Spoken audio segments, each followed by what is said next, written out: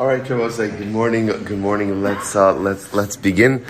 Begin by thanking all of our sponsors for this morning's shir. To thank our Talmud Torah sponsor for the year 5785 Tafshin Pei, the Tilson Family from Eretz Yisrael, for dedicating all the Sherman Drushos this month as a zechus for the besuros tovos for Am Yisroel. Our Talmud Torah sponsors for the month of Tishrei, Dr. Linda Weinberg, in loving memory of her husband, Dr. Paul Weinberg, parents Moshe ben Avraham Dovid, and Avraham and Shaindy Kelman, in memory of their parents Jerome and Bernice Kelman, and Alexander and Friderica David. Our week of learning sponsors, Jonathan and Ilana Austein of Eretz Yisrael, as a token of Hakaras Hatov to Jonathan's brother Avi Tobias for introducing him to the shir. May HaKadosh Baruch Hu continue to give all of us the incredible siyata d'shmaya and strength to continue our journey towards finishing Shas. Our week of learning sponsors, Gregg and Rachel Levitan, in commemoration of the yahrzeit of Gregg's mother, Esther Levitan, Esther Bas Herschel. Our Daf Yomi sponsors for today, Dovid Roberta Schwartz, in memory of David, Danny, and Lila Schwartz. In honor of David, what's the dedication? In memory of David, Danny, and Lila Schwartz's in memory of David, Danny, and Lila Schwartz's mother, Toyva Heutel bas Aryeh Lev. May her kindness, warmth, selflessness, and knowledge be for a blessing. Beautiful. And Menashe and Bracha Ephron, in honor of the celebration and rebuilding of the Jewish people with the birth of a baby boy, Matzah Yom Kippur in Yerushalayim, to Yaakov and Levi Frager, grandparents Menashe and Bracha Ephron, and Yehuda and Tzipora Frager. Mazel Tov, and an anonymous sponsorship today in honor of Yoni Frager's 41st birthday. Mazel Tov. All right, he's back. He's back. The birthday celebration is back. And also we dedicate our learning. We all followed with a broken heart with the attack yesterday on the Golani base in Binyamina that resulted in the loss of 4 soldiers: Sergeant Omri Tamari, Sergeant Yosef Heib, Sergeant Yoav Agmon, and Sergeant Amitai Alon. We hope that in the merit of our Talmud Torah, their precious neshamas will have an aliyah. Kadosh Baruch Hu will continue to look after all of our soldiers, to heal all of the wounded, and in merit Hashem to bring back our hostages b'shalom and b'karov. I will say with that, let us begin. We have a lot to do today. Baruch Hashem, today's daf is Kuf Yud Aleph 111. We are picking up on Kuf Yud Amud Beis 110b. We left off literally last line. Va'ish es imo. So we'll say, so continuing along Yemirat Hashem in our discussions regarding inheritance. So some really fascinating Gemaras today. Now I know everyone is eagerly awaiting that day when we finally get to the comprehensive and complete list. We're getting there. Every day a little bit closer. Emirat Hashem will take us a little bit longer, but once we get there, Emirat Hashem will appreciate the journey that we have taken. So let us begin. So Ha'ish es imos. Remember again, the Mishnah said, so now we're really up to category 2. In category 2, this is the list of people who inherit but don't bequeath. So for example, a son inherits his mother, right? The son inherits his mother, but doesn't bequeath to his mother. So the Gemara says, from where do we know this? So the very interesting Gemara here. The Tan Rabbanon, the pasuk says as follows: top of Kuf Yud Aleph 111a. V'cholbas yoreshes nachalo mimatos b'nei Yisrael. So the pasuk says, any daughter, v'cholbas yoreshes nachalo mimatos Yisrael. Any daughter who inherits. Now the lashon of the pasuk is very important. Who inherits property mimatos. Now a mata literally means a staff. In this context, it means a tribe. So any woman who inherits property from the tribes of Israel.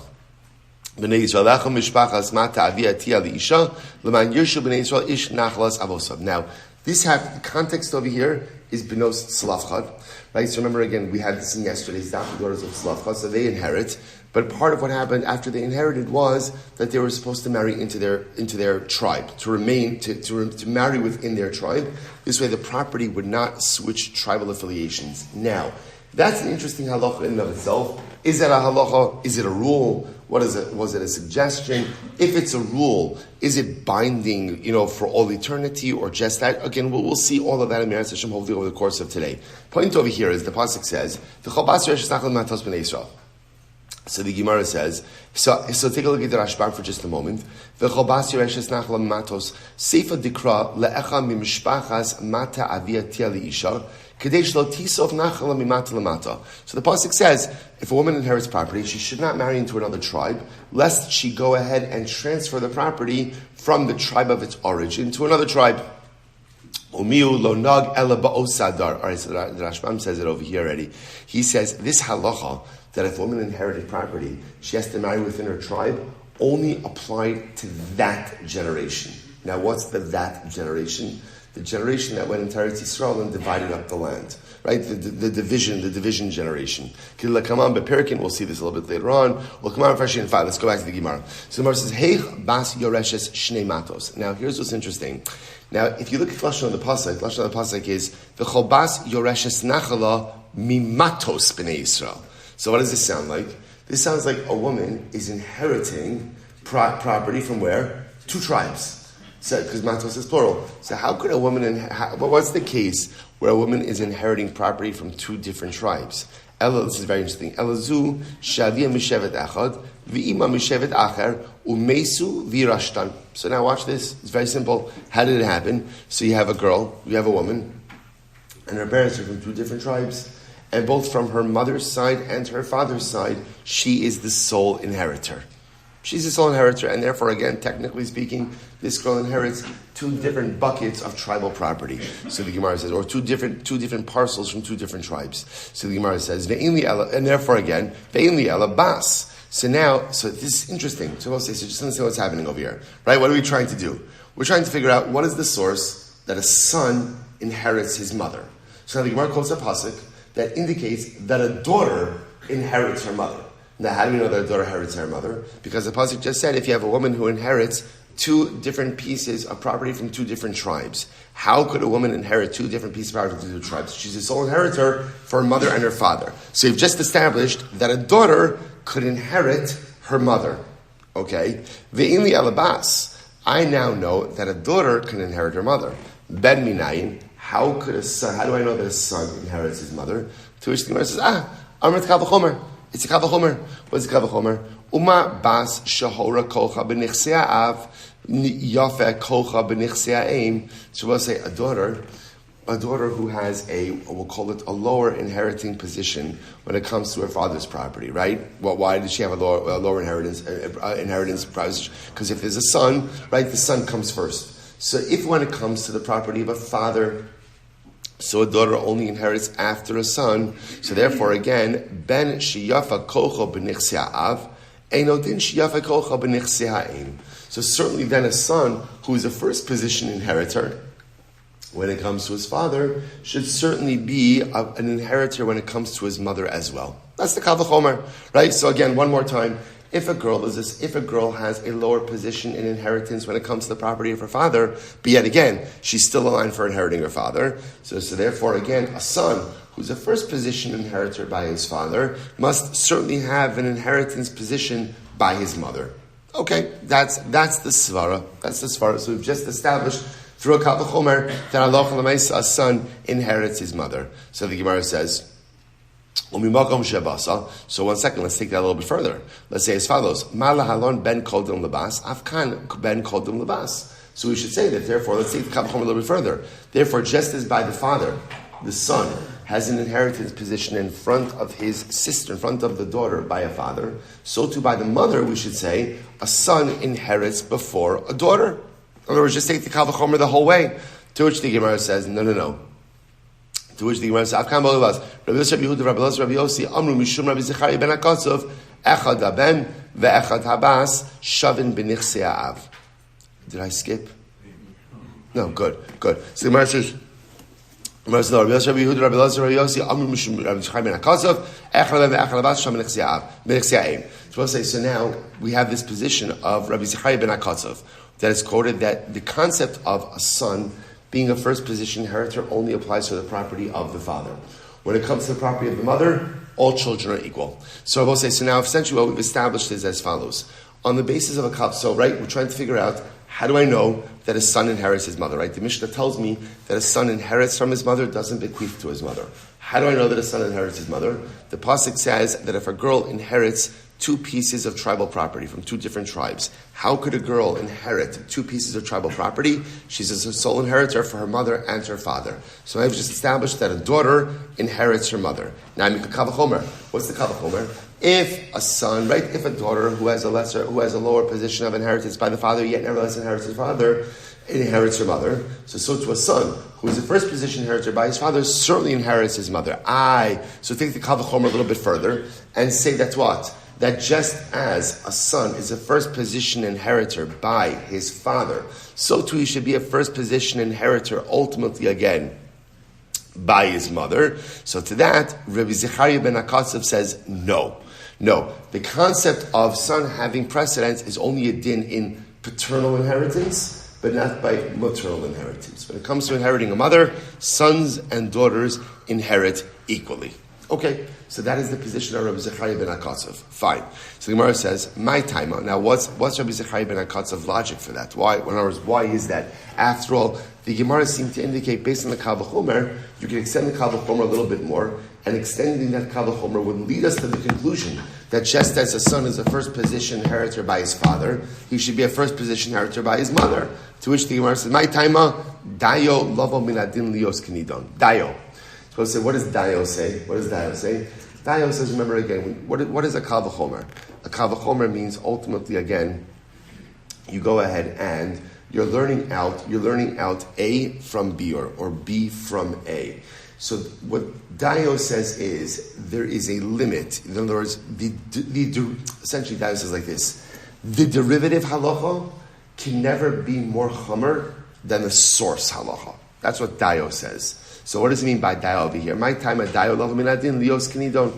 Ultimately, again, we'll say that Dayo would say that halacha l'maisa, the derivative can never be any stronger than the source. What does this mean? So Rabbi says, so remember, take a look at the Rashbam for just a moment. The Rashbam says, no Rashbam here. Okay, fine. So I see the idea over here is, remember, so what's the source? What's the source for inheriting the mother? Or who's the source for inheriting the mother? The daughter. So because the daughter is the source, right? She's the source. Therefore, halacha l'maisa, the son, who is the derivative law, cannot become any stronger than the source, right? The daughter is the source for the concept that a child inherits a mother. Then we're going to learn out from a Kal V'chomer that if the daughter can, certainly the son can. But to then put the son as a first priority inheritor over the daughter would make the derivative halacha even stronger than the source halacha. And Dayo says, you can't do that. Dayo says you can't do that. Fine. So the Gemara says, 1 second. The Tanakama lo darash Dayo. So we're saying, now remember, the Tanakama was the one who floated the idea that a son should be a first position inheritor by the mother also. So does that mean that the Tanakama doesn't hold of the concept of Dayo? But after all, the Gemara says, V'dayo da'oraisahu. The concept of Dayo, Rabbi say, is da'oraisa. Is da'oraisa. Now what does that mean? What do you mean Dayo is da'oraisa? Since it's the Sanya. So I said, it's incredible. The Sanya, Midin Kal V'chomer Kesad. Where in the Torah do we find an example of a Kal V'chomer? So listen to this. Where do we find it? Vayomer Shal Moshe, Va'avia Yarok Yarak Befaneha, Haloti Kalim Shivas Yamim. Kal V'chomer L'Shchina Arbasa. So Moses says, remember again, this is in the episode after Miriam speaks negatively about Moshe Rabbeinu. So she is stricken with saras. So HaKadosh Baruch Hu is discussing with Moshe the duration of her punishment. So Hashem says to Moshe, if her father would have spit in her face. In other words, if she would have been disgraced by her father, she would have been excommunicated for 7 days. So now, based on that, you would say, Sa'alachas kama v'kama, that she impugned the dignity of Moshe, which by extension is impugning the dignity of the Shekhinah. She should be excommunicated for how long? 14 days. 14 days. That's the Kal V'chomer, right? If she would have been dishonored by her father, it would have been 7 days. Now that ultimately, again, this is against the Shekhinah, it should be for 14 days. And yet, what happened? But I will say, what do you see over here? But the Kal V'chomer is capped. right? The derivative, which in this case is the crime against the Shechina, is capped ultimately again by the duration of the crime against the father. So therefore, again, even though it's Kal V'chomer, it's capped at 7 days. So from here you see that dayo is a biblical. So first of all, Kal V'chomer is a biblical concept, which we know because Kal V'chomer is one of the Yud Gimel Midos. It's not one of the Yud Gimel Midos. It's one of the exegetical principles. Thank you. They're hermeneutical exegetical principles, right? So the Maisa again. So you see over here that Kal V'chomer is deraisa. We know. Interestingly enough, dayo is a biblical concept as well. So if that's the case, everybody has to hold of dayo. So now let's circle back. So if that's the case, now remember, so I learned from the pasuk that a girl inherits her mother. Now, based on the Kal V'chomer, I learned that a son also inherits his mother. Now, therefore, but dayo should kick in, and dayo should say yes. But a son inherits equally with his mother. A son inherits his mother equally with a daughter, and does not go ahead and jump in front of her. So how could the Tanna Kama suggest that a son would be a first position inheritor even by his mother? To which the Gemara says, "Ba'alma darash dayo." You're right. In general, the Tanna Kama of course holds of dayo. Everybody holds of dayo. The Shaindy hacha the amakra mimatos. But say here's the difference. The difference over here is the pasuk says mimatos. Makish mata ha'im lemata ha'av. So this is very interesting. So Rabbi said, in the pasuk where all of this is starting, right? Remember again, where does all of this begin? All of this begins with the pasuk v'chalbas yoreshes nachala mimatos b'nei Yisrael. That's what the Torah is teaching us. That just as the daughter has the ability to go ahead and inherit her father, she has the ability to inherit her mother. So what do you see over here in this pasuk? The Torah is equating inheritance from the mother with inheritance from the father. They are the same. And therefore I would be tempted to say, Ma mata ha'av ben kodem labas, af mata ha'im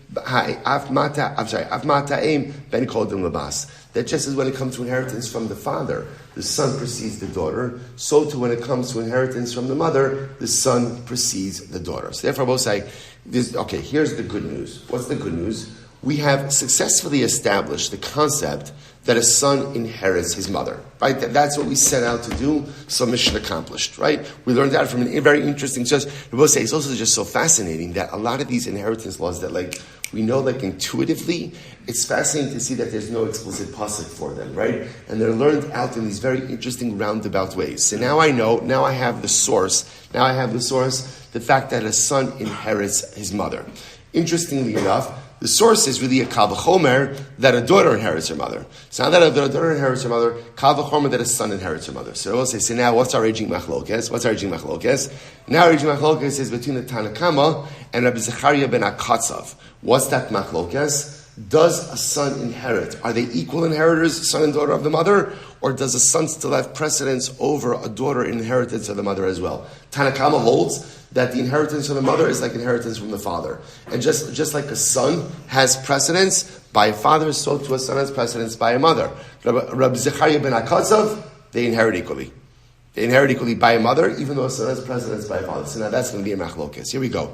Rav Nitai, Sarah Leme Avid Uvda, Rabbi Zechariah ben Akatzav. So Rabbi Nitai wanted to pass like Rabbi Zechariah ben Akatzav, namely, that when it comes to inheritance from the mother, son and daughter are equal. They are equal inheritors. So Amalei Shmuel, Kelman. So Shmuel heard what Rav Nitai was doing. So Shmuel said, "Who are you paskening like?" And he answered, "Zechariah." Right? And ultimately Rav Nitai answered Zechariah. To which Shmuel responded, "Efes Zechariah." Okay, now let's say that this requires a little bit of translation explanation over here. Right? Efes Zechariah means literally again, not that Zechariah is a zero, but rather Efes Zechariah kimo ki Efes Kasef. Kimo mar batlu dvarav shilalacha gemoso. No, essentially what Shmuel was saying is that position is rejected. We don't pass like Zechariah ben Akatzav, but rather ultimately again we paskin like the Tanna Kama that the laws of inheritance are the same for a father and a mother, and a son will have precedence. But as I just mentioned, by the way, it's incredible. Zechariah ben Akatzav, right? What's a katzav? Katzav is a butcher. So say you wonder to yourself, Zechariah ben Akatzav, what's the, give me his father's name. So there's a tremendous Musar Haskell. Tremendous Musar Haskell in life is, it doesn't matter as much where you come from. What matters much more in life is where you're going.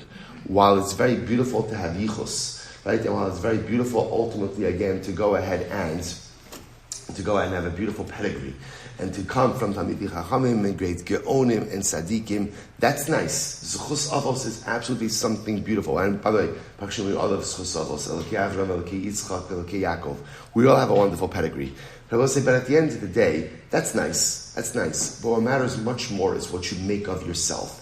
Unless you think, if you come from humble beginnings, I am stunted in my ability to personally self-actualize, it is fundamentally and unequivocally untrue. Rabbi Zechariah ben Akatzav. Whoever your father is, right? Big Talmud Chacham, not a big Talmud Chacham, from, not from, this, that, doesn't make a difference. At the end of the day, what matters in life is not where you came from, but where you're going. What matters in life is what you choose to make of yourself. And I will say, this is a more general motif that we embrace wholeheartedly in Yiddishkeit. It's not just your father who you don't choose. It's many circumstances in life that you don't choose. But at the end of the day, even though you don't choose many things, you choose you. You choose what you want to be. You choose who you want to be. You choose the life you want to lead. You choose what you want to do with your circumstances. And I will say, what a refreshing lesson as we enter into the new year as well. Again, we spend so much time lamenting all of the sunk costs of life. We spend so much time lamenting all of the things we cannot change instead of focusing our energies on all of the things we can. I can't change my family. I can't change my circumstances. I can't change a lot of realities, but I absolutely have the power to shape who and what I want to become. Incredible.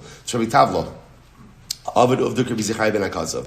So Rabbi Tavlo wanted to go ahead and conduct himself like Rabbi Zechariah ben Akatzav. Amar Rav Nachman, Maihi. So Rav Nachman said, what are you doing? So again, I will say, we're going to see a number of these stories. So what are you doing? Namely, that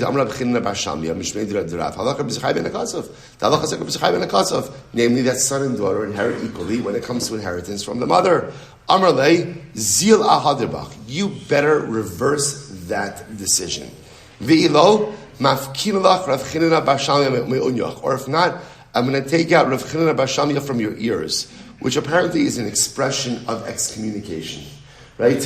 Again, there's so much flowery lashon in Aramaic that does not translate well into English, right? I'm going to remove him from your ears. If you take a look at the Rashbam, the Rashbam says over here, Mafkina lach, mishamtina lacha, I'm going to excommunicate you for lo yisai lecha Rab Chinina bar Shamya. In other words, the lashon over here is, I'm removing him from his ear, I'm going to excommunicate you, and he's going to be unable to help you.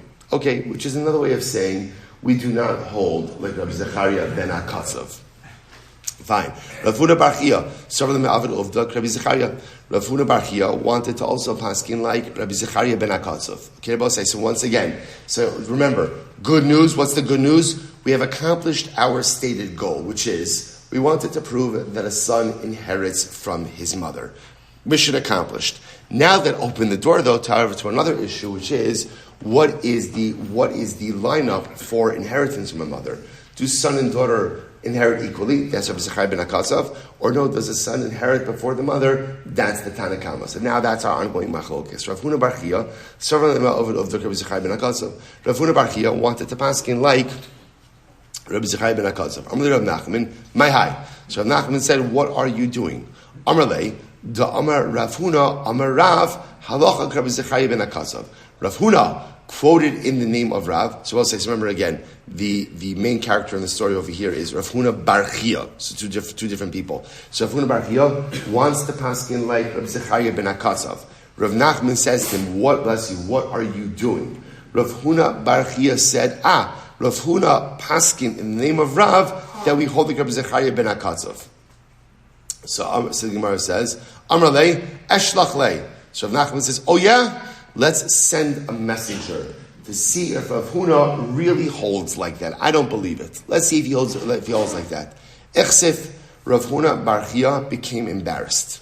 Now, why did he become embarrassed? Take a look at the Rashbam. So the Rashbam is about 3 lines up from before it gets very wide on the bottom. Echsif, the Shema Chazarbo, Rav Huna, Olo Hayasomich Bishmu Aso.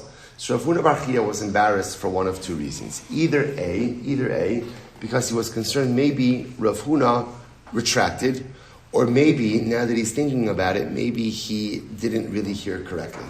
Maybe he wasn't sure. Amarle, so now listen to this. So the fact that Rav Huna Bar Chia became embarrassed, this actually made things worse. Because Rav Nachman said, Amarle, hashta, kinach nafshe di Rav Huna, isrisis lekavle. So Rav Nachman says back to Rav Huna Bar Chia, if Rav Huna was dead, so you wouldn't be embarrassed, because there'd be no one to contradict what you said. But now that Rav Huna is alive, now you're embarrassed because maybe you're going to be proven wrong. So we'll say, so it's interesting what's happening over here. In other words, Rav Nachman was trying to teach Rav Huna Bar Chia a lesson, which is, in life, don't say something unless you're absolutely unequivocally sure that it's correct and you're ready to stand behind it. The fact that Rav Huna Bar Chia became embarrassed when Rav Nachman said, I'm going to check up on what you said, indicated that Rav Huna Bar Chia was unsure. And Rav Nachman took him to task for that. So don't espouse a halacha. Don't say something. And so say, can you imagine how different our lives would be if we wouldn't say stuff unless we were 100% sure that it was correct? Right? My gosh, there's a lot more silence in the world. Hey, but Lamaisa again, fascinating idea. So we'll say, so by the way, who did Rav Nachman? I will say, obviously, what's fascinating about all of these exchanges, I think what's interesting about all of it, is like the tremendous passion involved in this, right? In other words, the Gemara is filled with machloksim all the time. But you see that whatever is going on over here, this clearly hits a nerve. Right? Because again, we're talking about excommunication, where I'm going to check up on you, all this. So what's going on over here? So the Gemara says, in this particular case, Viyu Kiman Savra, who did Rav Nachman hold? Ki hadu Rav Shmuel, Tarvayu, Ein Halacha Kabzechaya Ben Akatsav. Ultimately, again, they said in Halacha L'maisa that the Halacha does not follow Rav Zechariah Ben Akatsav, and therefore, again, even when it comes to inheritance from the mother, Halacha L'maisa, a son has precedence over a daughter. Now, Basra, just understand, these halachas are incredibly important because, again, especially in Eretz Yisrael, again, these can very dramatically alter just the tribal allocations within Eretz Yisrael as well. Okay, let's go weiter. So the Gemara says as follows. So another interesting story here. Mistamich va'azor Rabbi Yanai akasva de Rabbi Smaloi shamei. So Rabbi Yanai, so the Rashbam points out there, Rabbi Yanai was older and either was blind or just inav kehos means he had very poor vision. So either he was blind or his vision dimmed. So therefore, again, he was leaning on the shoulder of Rav Smaloi, his attendant. So if you can imagine, right, he's probably holding on to Rav Smaloi's shoulder, or leaning on his shoulder, and he's being led. V'yasi Rabbi Huda Nesiya la'apayu. Rabbi Huda Nesiya, not Rabbi Huda Nasi, different person. Rabbi Huda Nesiya is walking opposite them. Amarle, Rav Smaloi sees Rabbi Huda Nesiya from a distance, and he says, "Oh, bar inish ta'asa lekabluna hu yoi v'galuse yoi." The man who is coming opposite us is a very dignified man, and ultimately, again, he's wearing a very dignified cloak. Now, if you look at the Rashbam, first wide line, there's someone very important coming opposite us. He's wearing a very dignified cloak, the cloak of a Talmidei Chachamim. And here's what's interesting. So apparently it's fascinating. So Rabbi Smaloi noticed two things about him. So the cloak being dignified, okay. But apparently what he also noticed was that Rabbi Huda Nesiya held himself in a certain way. He held himself in a not gaiva, in a dignified fashion. Okay? So what happens? So it's fascinating. Kimat legabe. So when Rabbi Huda Nesiya came closer, so what happens? So Rabbi Yanai gashisha. So Rabbi Yanai felt his cloak. He felt the material of Rabbi Huda Nesiya's cloak. Amrlei din shiura kisak. Essentially, the laws of Tuman Tara for this cloak would be the same laws of Tuman Tara for sackcloth, which was another way of saying it's cheap. It's a cheap cloak. In other words, it might look nice. It's a knockoff, right? It might look nice, but at the end of the day, the material is not good. So both say, "Boy minei." So he asked of him. If you take a look, fine. Beged of Vigarua, Vishur the Kabal Tuma, Dal Tlachon Dal Kisak. So when it comes to sackcloth, the shear that is Mekabel Tumah, ultimately, again, it's 4 Tvachim by 4 Tvachim. So that was, in terms of the Gemara, in terms of Tum and Tara, if you wanted to give someone a shtach about their clothing, you would say, the shear for Tumah for that garment is 4 Tvachim by 4 Tvachim. So it's rather, you can use this on a Shabbos Yantiv about someone's suit. You can use this, that suit, that's a 4 Tevach by 4 Tevach suit. So I say, didn't come out the way I thought it would. Anyway, the Gemara says as follows. So the Maisa, Rabbi Yanai will say, by the way, what's the pshat? Like, why does the Gemara have to tell us this stuff? This is Rabbi Yehuda Nesiya, who was one of the Gedolei Hadar. So I'll say tremendous yisod also, that sometimes, again, things are not what they seem. As people, whether we like to go ahead and admit it or not, we are very superficial beings, and we are very judgmental beings. People like to say they're not judgmental, they're liars. Everybody is judgmental. We judge people within 5 seconds of meeting them. We look at how they're dressed, we look at how they're groomed, we look at how they speak, we look at how they present, and we have sized them up in literally, again, 30 seconds. And anyone who tells you that they don't do this is mamish lying. It's not true. We do it. It's almost like reflexive. And I will say it's important. HaKadosh Baruch Hu programmed us this way because it allows me to help figure out my interactions. It helps me to frame my interactions with them. How am I going to relate? Who is standing opposite me? So even though we all do it, the yesod to remember is, even though I do it, the yesod to remember is, it may not be correct. That's the ikar takeaway. We do it because almost like you have to do it. You have to do it in order to be able to frame some type of interaction. But just know that how and when you're sizing a person up externally may or may not be correct. What looks grand may in fact be inferior, and what may be inferior may in fact be something really special. So again, you're not going to be able to avoid that almost inherent reflex to judge people based on externalities, but just be open to the fact that your initial judgment may be fundamentally flawed, and then be ready to pivot on that judgment and on that sizing up of that individual. It's an important yisod. The Gemara was weiter. So he asked of him, how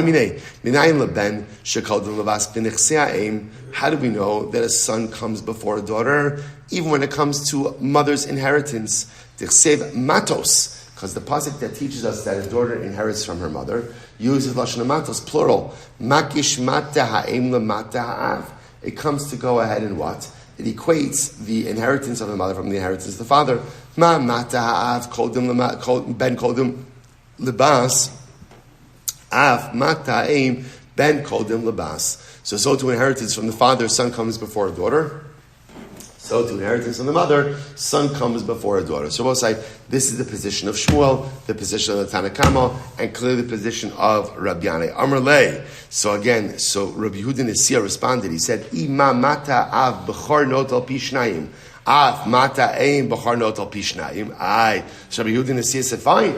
If you're going to make that argument, then you should say that just as when it comes to inheritance from the father, a son gets a double portion. So too, when it comes to the inheritance from the mother, a son should get a double portion as well.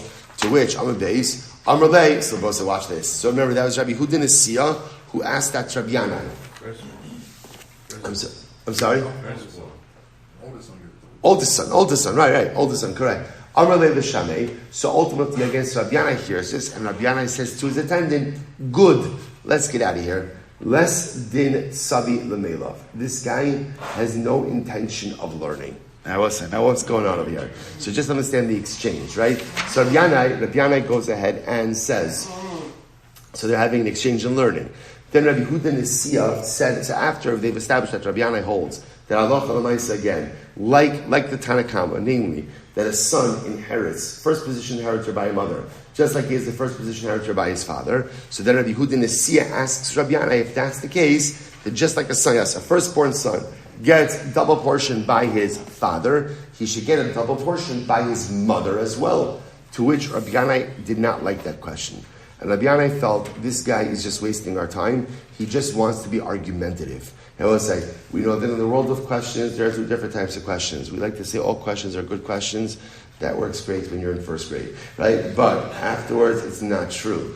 There are sometimes that people just like to ask because they like to hear themselves talk, right? Or they like to be argumentative just for the sake of being argumentative. So Rabbi Yanai apparently felt that Rabbi Yehuda Nesiah was just asking for the sake of being argumentative. Now listen, now why did he take such a... So that's why he says, so therefore Rabbi Yanai turns to Rav Smalai, his attendant, good, let's get out of here. Less din savi l'melech. This guy doesn't want to learn. All he wants to do is to be argumentative and ask questions. Now the Gemara says, whoa, what happened over here? Because the pasuk, when it talks about double portion, says that the son gets a double portion. B'chol asher yimatzei lo, from whatever the father possesses. What do you see from here? Lo v'lo lo. That teaches us that the concept that it's so again, at least from Rabbi Yanai's position, this was a from Yanai's position, this was a pashut idea. Pashut idea. The pasuk says, "Lo." The din of Pishnaim is only from the father, not from the son.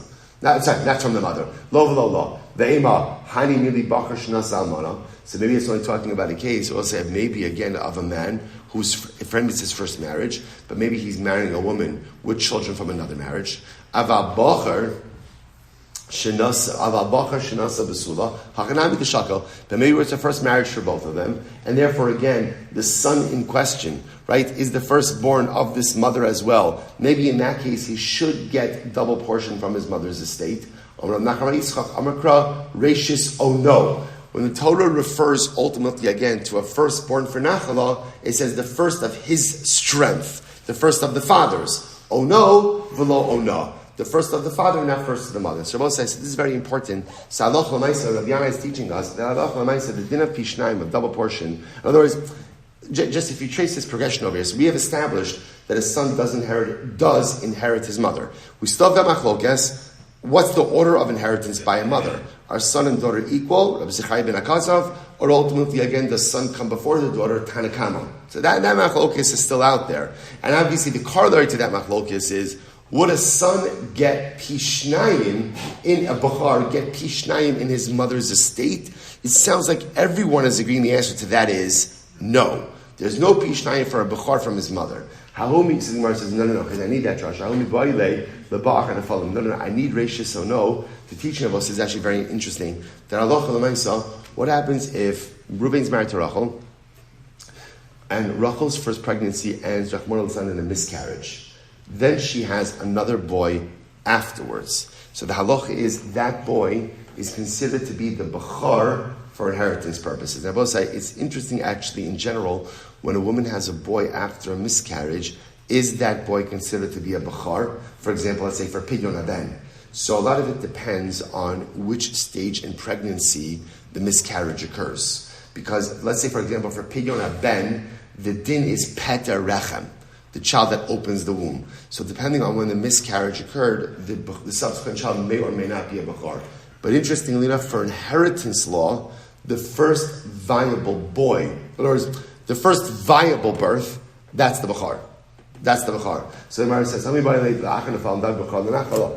Gemara says, Misha libo dava alav, because who is the bachar? Who is the bachar ultimately, again, for inheritance purposes? Only someone for whom the father would mourn. This comes to exclude the miscarriage that the father doesn't mourn for. There wasn't obviously, again, Lila Schwartz points this out. Of course, the parents are going to mourn for a miscarriage. That's not what the Gemara is saying. What it's saying is it's a different kind of mourning. It's a different kind of mourning. But Rahman al-Islam, a child is born viable, and then Rahman al-Islam, when the child passes away, there's a much more profound sense of mourning, as opposed to the loss that is felt over a miscarriage, which is, of course, a loss, but a different kind of loss. Incredible. Imkain, lemakra, ki hu reishis own. If that's the case, let the pasuk just say ki hu reishis own, because the bachar is the first of the father's strength. My ono, shma min atarti. So both said the word ono. Yoni Frager, happy 41st birthday. Mazel tov, mazel tov. The shir was dedicated in your honor by your chaverim. Mazel tov. Until 120. Until 120. Emir Hashem. Yeah, there's no speech. Sit down. There's no speech, right? It says something like this. So the Gemara says over here like this. So therefore again, oh no, ultimately again comes to teach me two halachas. We'll say. Number one, that halacha l'maisa, that it is only the father's first strength that ultimately goes ahead and gets double portion. And number two, ultimately again, even a bachar who comes after a miscarriage is also going to be a bachar for nachala. So the double lashon of oh no, in other words, I should say the extent, could have just said own. The fact that it says oh no, we see this all the time. The Torah writes the word in a long form that allows you to make multiple drashas. So drasha number one is that the din of double portion for a bachar only comes from a father's inheritance, and number two, a bachar born after a miscarriage is still called a bachar for inheritance purposes. Incredible. So vakati ema hani mili amo shenasa besula.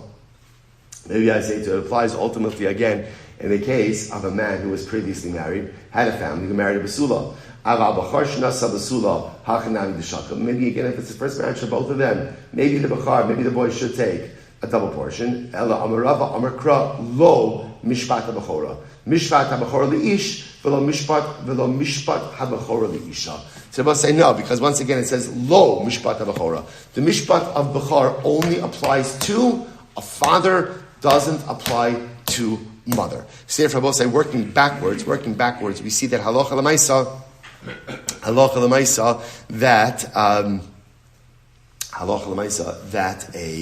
that there is no double. The only din of pishnayim is a din ultimately of pishnayim from the father's inheritance. There is no din of pishnayim ultimately again from the mother's inheritance. So we'll say, how do we paskin in the other area? It appears we're gonna loop back to it. But it appears again. I'm not giving you this final because I want to do the halacha at the end of the next sugya. But it appears just based on numbers that the halacha follows the Tanakama, not like Reb Zechariah ben Akatzav, namely that although a son takes precedence over a daughter in the inheritance of the father, when it comes to inheritance from the mother, son and daughter are equal. That's what it sounds like ultimately, again, so far. I'm sorry? Rav Nachman doesn't. Rav Nachman, but again, Rav Nachman held like that. Rav Nachman held like the Tanakama. Rav Nachman held like the Shmuel. It is only Reb Zechariah ben Akatzav who is the one who doesn't hold like that. But I'm saying just by the simple numbers on the daf, Reb Zechariah ben Akatzav is the minority opinion. The majority opinion seems to side with the Tanakama. But again, we'll see the Rambam in just in Yahrzeit Hashem probably tomorrow at this point. So Gemara goes out, but just keep that in your mind. So Gemara says, "Va'ish es ishto." So next, a man inherits his wife. Man inherits his wife. We don't know that from Tanarabanan. Sheiro.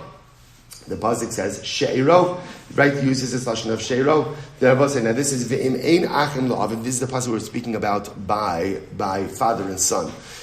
Also the Sheiro hakarov elav. Who's Sheiro? So the Gemara says, "Va'ish ishto minani v'yitan abana Sheiro zu ishto." That's a wife.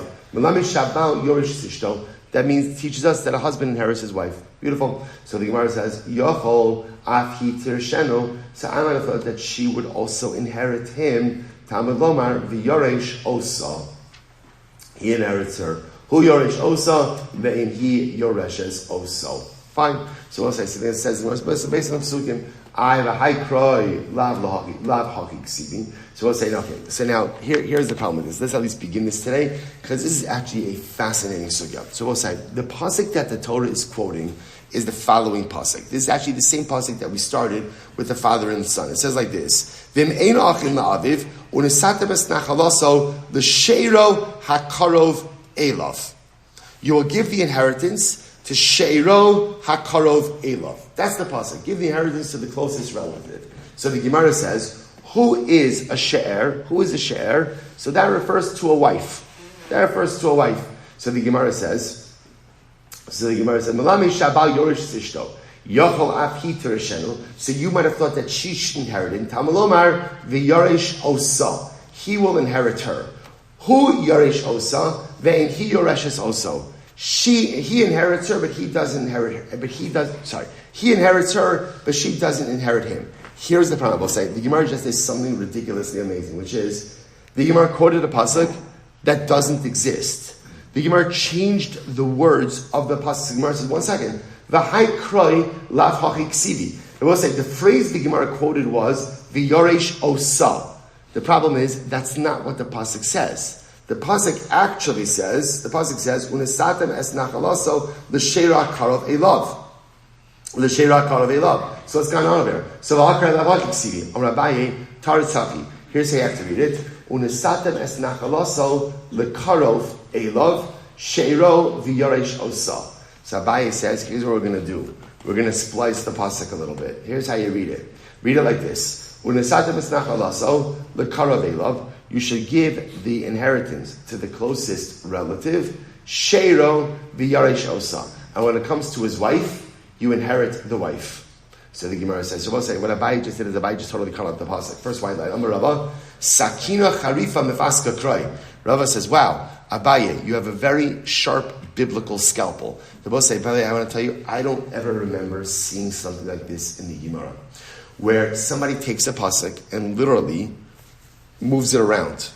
It's like a Hasidic Rebbe, right? In other words, so this is like you don't see this in the Gemara about literally going ahead and taking words and moving them around. So Rebbe says, Abaye, like what are you doing? That's one sharp knife that you have in order to move words around the Gemara. Ela Amar Rava, rather Rava says like this, Hachi Kamar, Unesatem es nachalos sheiro lo. So we'll say, now watch what Rava did. Rava said, rather, what you could do is like this. We'll say, so the pasuk is, "Unesatem es nachalaso l'sheiro hakarov elav." So what Rava does is, Rava says, "Unesatem es nachalas sheiro lo." So what Rava did is, Rava took the vav and the lamed, the vav of nachalaso, the lamed of sheiro, took those off because they're a little bit extraneous and made them into a word, which is what?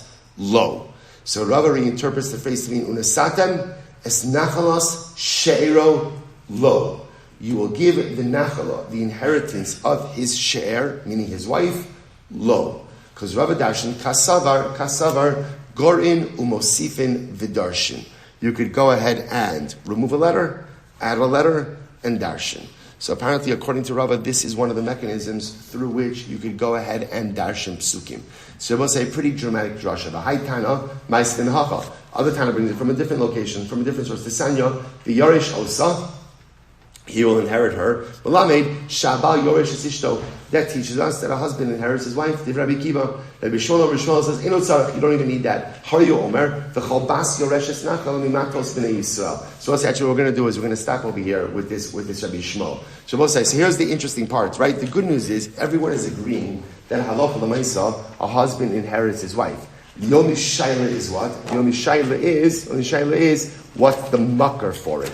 So you have Abaye and Rava doing this fantastic, like biblical precision surgery about going ahead and moving words around, moving letters around, moving words around. Again, then you have another school like Rabbi Akiva and Rabbi Shmuel. Rabbi Akiva we just saw. Rabbi Shmuel is going to have a longer drush in Meretz Hashem tomorrow. The good news is everyone agrees on the result.